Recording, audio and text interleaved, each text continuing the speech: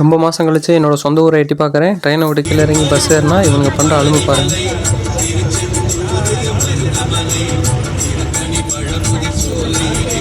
அங்கே அவ்வளோ சீரியஸான கிளைமேக்ஸ் ஃபைட் போயிட்டுருக்கு. இவங்க பார்த்த பாருங்கள். ஒரு வழியாக அவங்க கிட்டேருந்து தப்பிச்சு ஊர் வந்து சேர்ந்தாச்சு.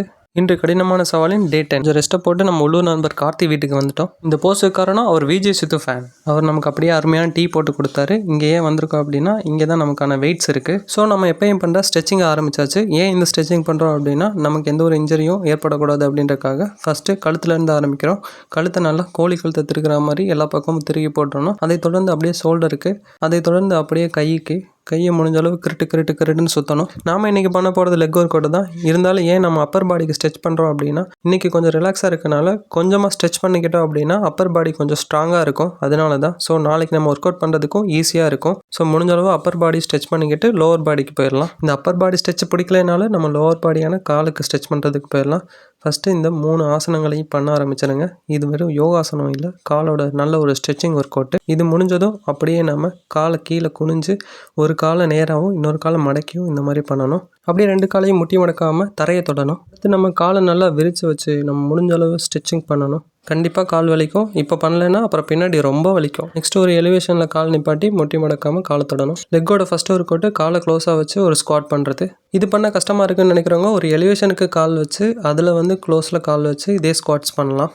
நான் தெரியாதனமாக பேண்ட்டு போட்டு வந்துட்டேன். நீங்கள் முடிஞ்ச அளவு டவுசர் போட்டே பண்ணுங்கள், இல்லைன்னா கிழிஞ்சிடும். நெக்ஸ்ட்டு அதை தொடர்ந்து நார்மல் ஸ்குவாட்டு. இது வந்து ஒரு 3 செட்டு பண்ணுற மாதிரி இருக்கும். இது பண்ணும்போது எனக்கு லைட்டாக கிழிஞ்ச மாதிரி தான் தோணுச்சு, பட் கிளியலை.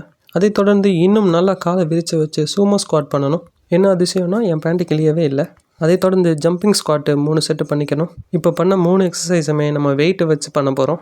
உங்களுக்கு இதெல்லாம் ரொம்ப ஈஸியாக இருக்குதுன்னு தோணுச்சுன்னா நீங்கள் நல்லா பெரிய வெயிட்டாக எடுத்து கூட பண்ணலாம். அப்படி ஒருவேளை நீங்கள் பெரிய வெயிட் எடுத்து பண்ணுறீங்க அப்படின்னா முடிஞ்ச அளவுக்கு பின்னாடி ஒரு ஆளை சப்போர்ட்டுக்கு வச்சுக்கோங்க. அப்படி இல்லை அப்படின்னா சப்போர்ட்டுக்கு ஒரு பெல்ட்டாவது மாட்டிக்கோங்க.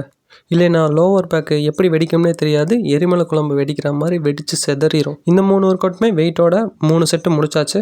அதை தொடர்ந்து நம்ம பண்ண போகிறது வாக்கிங் லஞ்சஸ். இது முடிஞ்சளவு காலை வெளியே எடுத்து வைங்க, உள்ளே எடுத்து வைக்காதீங்க. அப்போ தான் இதோடது ப்ராப்பராக இருக்கும். இப்படி நடக்கும்போது அந்த ரீல்ஸில் வந்த பெண் குயின்லாம் என் மைண்டுக்கு வருது.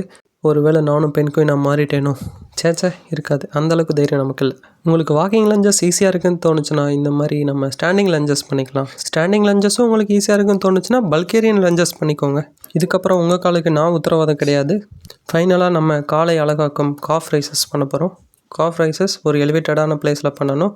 ப்ளஸ் வெயிட் இருந்துச்சுன்னா வெயிட் வச்சும் பண்ணிக்கோங்க. அவ்வளோதான் மக்களே, பாய்.